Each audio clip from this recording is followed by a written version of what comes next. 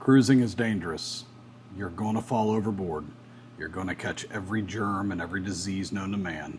There's going to be poop all over the ship, all over the floors. Does this sound familiar?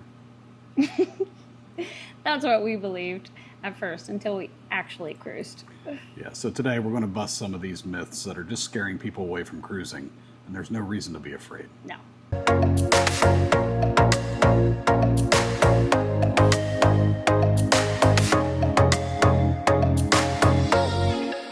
Hey there, we're Adam and Mary, and this is Holletts at Sea, and today we're going to bust some of these myths, and we're going to share with you all the things that we have learned on these cruises, and there's nothing to be scared of. If you love cruise tips and hacks and honest reviews, hit that subscribe button down below and like this video. Give it a thumbs up. Myth number 1. Cruises are too expensive. This myth is not true at all. No. Some bonuses here is book on the off season. Good rule of thumb is if kids are in school, the cruise is cheaper. Yeah. You can book as little as I've been down to $45 per person per day in years past. I think you can get them closer to $50 to $55 per person per day if you book in the off seasons. Yeah. If you think about it, so we have a large family. We are a family of 9. And if you go on a beach vacation, you got to rent the beach house. You got to pay for food. You got to pay for your entertainment. You got to pay to get there and, you know, all the different things that you, and get home. So it really adds up. And for us, it just makes sense to go on a cruise where all of that is included. And for me, personally, I don't want to cook on vacation. I don't want to clean on vacation. That's not a vacation. So you don't have to make your bed. You don't have to do the dishes. Do anything. The only thing you really have to do is take a shower. It's pretty nice. You can hop in a pool. You could. Take a shower. Yes, definitely take a shower. And the other thing too is if you're going on a beach vacation with that many people, generally you're taking 2 and 3 vehicles, stuffing a bunch of teenagers into a car, fighting over the music, paying for the gas, there and back. You're wasting a day to 2 days just in drive time back and forth. Not worth it. You sound like you've done it before. A couple times. Yeah.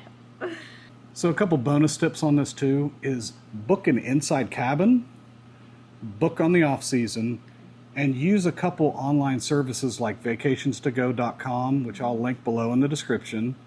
Another good one is cruiseplum.com. It's a great search engine to use to find some really good deals. Look for the off season. When kids are in school, it's cheaper. When they're out of school for spring break, summer, holidays. Summer's not a great time to cruise. Yes, that's when most people cruise, so it is more expensive. And there's a lot more kids on the ship. They're a little more packed. So you can cruise very economically. And dollar for dollar, I find it to be the best way to travel because you're in a hotel that moves. And I have yet to hear one kid complain about the trip. Right. Ever. In fact, they were always saying, when can we go again? Right. Myth number 2, you're going to get seasick. Yes. Now, you can, and there are a lot of remedies out there to circumvent this. One, the ships have their stabilizer systems on these things are incredible now. If you do get seasick or tend to motion sickness, stay midship, lower on the ship. A lot less motion there. Some other things you can do is there's C-bands, there is Dramamine, there's those scopolamine, I'm not sure, but you put them behind your ear. Pretty much half the ship, you'll see people walking around with a little circle behind their ear. It looks almost like a little circular Band-Aid. Yeah. And it'll stay on in the shower, it'll stay on the pool for 2-3 days. I think they're supposed to last 3 days. Yeah, and then they just fall off, or you can peel it off. One time when we took all the kids, we have some kids who get motion sickness bad. Her son, he can't even get in certain car rides. I mean, he gets really bad. My daughter got seasick one time, and I didn't know somebody's back could arch like that. That's terrible. I was laughing at her, but I was helping her and holding her hair. But It was so funny. This And was she before we discovered the patches. Yes. So then after that, every other cruise after that, we get those prescription patches. There are some over-the-counter patches, which I'll have linked below in the description, as well as some C-bands and some over-the-counter meds that you can get. But since we started using those, we haven't had one issue. Yes. Not one. They've been fantastic for all of us. Myth number 3, cruise ships are germ factories. No. No. I don't think so. They're cleaner than a preschool room with glitter all over the place. Yeah. I mean, they are constantly cleaning, constantly mopping, constantly cleaning windows. You go to the buffet, you have your washy person. Washy. And they Or- spray sanitizer when you go in. Every when you go person's out. hand, Yeah. in and out. They watch me go. I walked in, they got me. They walked out, they got me. I turned around because I forgot something, walked back in, they got me again, and then again. Oh, I swear my skin was going to melt off from all the They're always sanitizer. cleaning the bathrooms. I know one ship we went on, they were actually in the bathroom the entire time. Somebody was in there handing you a towel, helping you, Right. whatever you need. So, Yeah. I mean, they are very clean. They're very clean. Now, neurovirus is real, Yeah. but these cruise ships take it very seriously. Yeah. So just keep yourself clean and Wash your hands. Wash your hands, and just in high trafficked areas, things like that, just don't rub your hands on everything and stick it in your mouth. Yeah. You should be fine. It's just basic stuff, just like you would do in public anywhere. Yeah.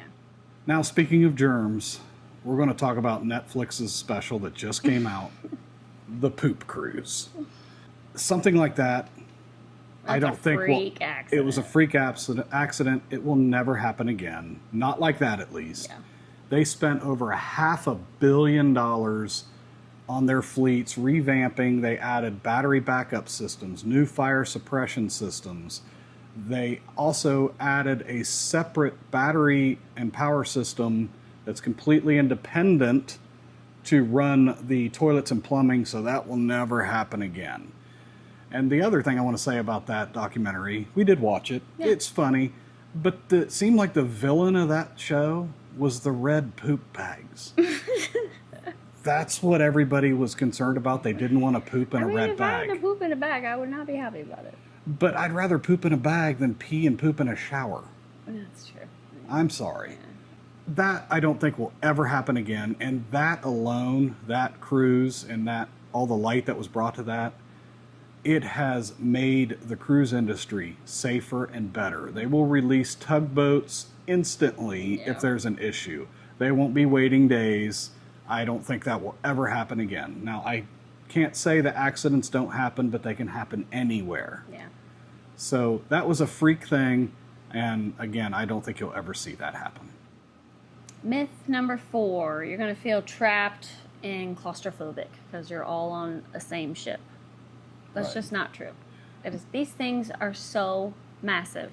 Right. Even the smaller ships are big. Yeah. Even the smaller ships that you get on today are still bigger than the Titanic.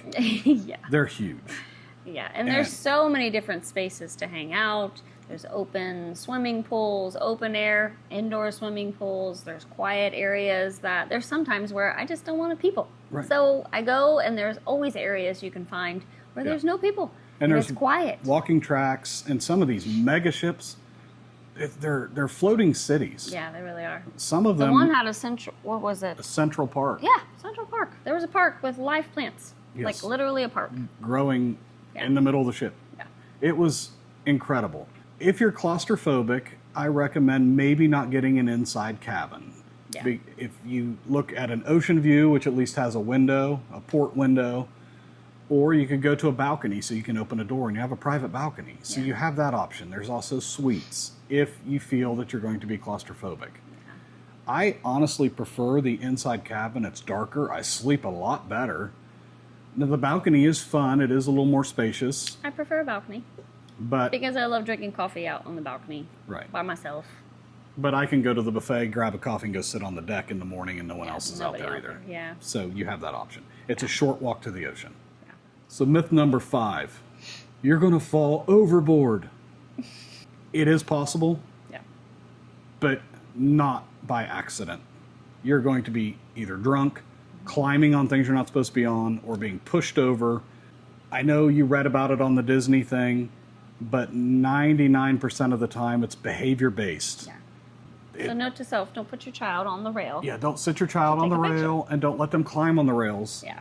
It's just not safe. No. And you wouldn't do that in an apartment complex either. So it's just common sense. The rails are very high. Some of them even have glass or metal behind them to protect you. You can't really fall through it. You literally have to be trying. Yeah. 1 in 6 million people fall off cruise ships. Almost every single time when they do an investigation, it's behavior based. These cruise ships have cameras everywhere. They're kind of like casinos. Yeah. They're going to figure it out, and You're not going to fall. you're not going to fall. No. It's fine. Myth number 6, you'll be bored. This one blows my mind. Yes. I don't know how anybody would think that you could be bored on a cruise ship. If you're bored on a cruise ship, your fault. It's your fault. There's so much to do. There's trivia.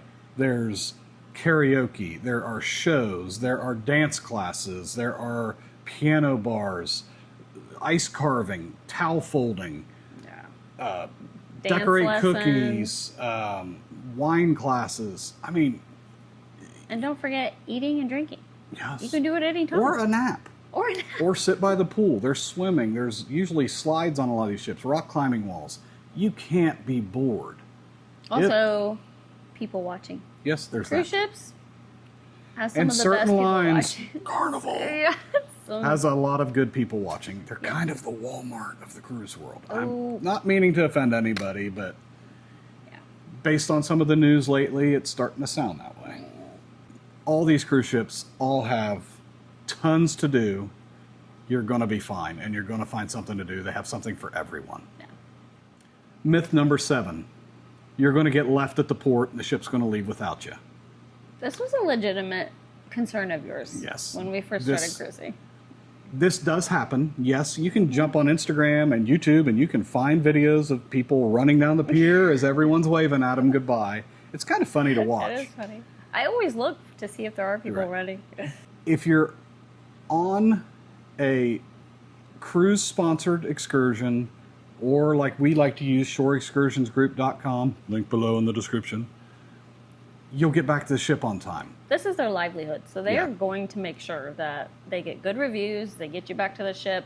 So we've never had an issue. Right. So the good rule of thumb is make sure your watch, if you have an Apple Watch or an Android watch, make sure you turn off the auto time and make sure you set it to the ship time. Yeah, that is important. That's important because you could be in a different time zone. So set your watches to ship time. A good rule of thumb is be back near the ship about an hour before you disembark. I like to push it to a half an hour. Get on the ship about a half an hour early, but we try to get close to the ship within an hour. At least we can see it. So we can see it and we know we can get there. Yeah. Just be aware of the time. Make sure you're on ship time. Yeah. And they will post it everywhere. They will tell you. You can ask anyone that works there. They will tell you ship time. And you'll be just fine. Myth number 8, there's no internet, no connection to life on land. Simply not true, especially today. Most ships are now retrofitted with Starlink, which is satellite internet. It's good bandwidth, very fast. The pricing is pretty high. There's other options now, like AT&T now has a cruise package where you can get some call and text and some data. I think it's $20 a day per phone. There's also eSIMs out there like GigSky, which with those though, you have to have a carrier unlocked phone. Like you can't have a payment plan on your phone with AT&T or Verizon or T-Mobile. They just have to be carrier unlocked, and then you can purchase an eSIM. Those also work on land in other countries, and it's a lot more affordable way to browse the internet.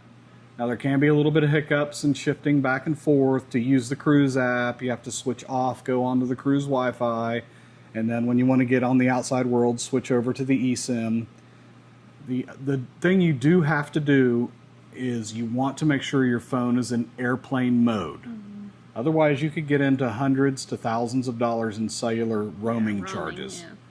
Check if you have like AT&T. I'm not sure of other carriers, but I've checked personally. I have AT&T. For $20 a day, I can get a data and call package, or you could join the ship sponsored Wi-Fi packages, which they're usually tiered and they can be very expensive. It's per device per day, and sometimes you can get a day pass. It's usually cheaper to buy a package. A tip on all that: buy it before you get on the ship. You get on the ship, you're paying full price. And if you buy it before you get on the ship, if the price goes down, you can cancel and rebook it. The same with your drink packages. That's just a hint for everything. Anything you want to do on the ship, any excursions, do it before you get on the ship to save the most money. And for excursions, again, we always use shoreexcursionsgroup.com. Another thing, though, when you're on the islands, a lot of places have Wi-Fi that you can connect to. Yes. So, personally, that is one reason why I like cruising, is you can kind of disconnect for a little while. Nobody from the office can call you, and you have to do some work and things like that. Yeah. And then also, if you are with your family on the ship has their apps, and they usually have some type of communication. Yeah, a chat texting, within a little chat option that you can use, so you can use your phones to chat. Yeah. But we encourage you each too, other. if you can disconnect for just a couple hours a day, It's good. do it. It's good. Yeah. But I understand some people have to work and some people have to check in. This is how they can do this vacation with their family and step away. There's plenty of options, and the internet, again, is so much better now, especially with the Starlink enabled ships. Some still have the old Zoom or Vroom, or can't remember what it's called, but it's almost dial-up speed. It can be terrible. So maybe an eSIM might be something you'd want to look into for that. And if you use the eSIM and say you're using an iPad or laptop, you can generally set your phone up as a hotspot and connect to it that way. So you're not limited to a device. You can actually share that eSIM across multiple devices. That's just a little secret hack out there. So what cruise myth has you scared and keeps you from sailing? Right. Comment that below. Yeah. I'd love to see them. Have you seen people left behind running? Yeah.